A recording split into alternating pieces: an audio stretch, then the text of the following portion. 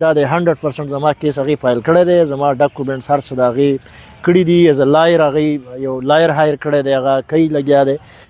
ملګرو په سوشل میډیا دا وخت دا خبره مشهوره ده، وایي د دیر د ساجد سره دوکه وشوه. د دیر د ساجد سره څونه دوکه وشوه، د دې کوم حقیقت چې دی هغه هم تاسو واورېدو، چې حالانکې هغه وایي چې دی 100% تقریبا د خپل سایډه کوم کار چې دی هغه کمپلیټ کړی دی.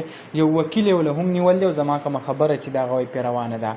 بل طرف ته په سوشل میډیا خلک تنقید چې کوم دی انتهایي سیوا کړی دی، او تنقید په څرنګې دی که تاسو خیال کړی کله چې دا ښځه راله او د دې نه انټرویو اخیستی کېدن، د دې ساجد کم یو بل ورور کم چشمو ورور چې و، د هغې نه هم د میډیا والا یو تپوس وکړو، ورته ویل چې آیا ته به واده څنګه کوې او په کوم ځای کې به کوې.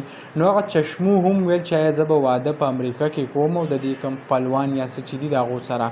نو د هغې نه پس چې کوم د خلکو ډېر زیات تنقید وکړو. اوس یو ورور پکې کوم پوسټ کړی، هغه ویل چې زه ټولو خلکو ته یو ریکویسټ کوم چې د دې هوښیارۍ د چشمو له چې کوم دی هغه خپله خور دور ورنه کوي، ځکه د یو تکبر کم غرور چې دی هغه کړی و. وایي نن د دې کم تکبر غرور چې دی هغې کوم انجام چې راووتو هغه دارنګې دی، کومه ښځه چې و هغه ترې هم انکاري شوه.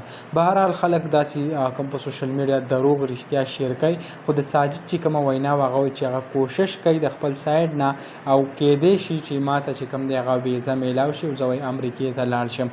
بهرحال تاسو سره به ټایم په ټایم اپډیټ شیر کوو چې څه کېږي او څه را روان وخت کې د دې کوم مستقبل هغه څنګه جوړېږي، هغه به تاسو سره موږ ټول شیر کوو. نو دغه ویډیو و دغه معلوماتو تاسو سره هم شریک کړه. انشاءالله بل ویډیو کې میلاو. الله حافظ.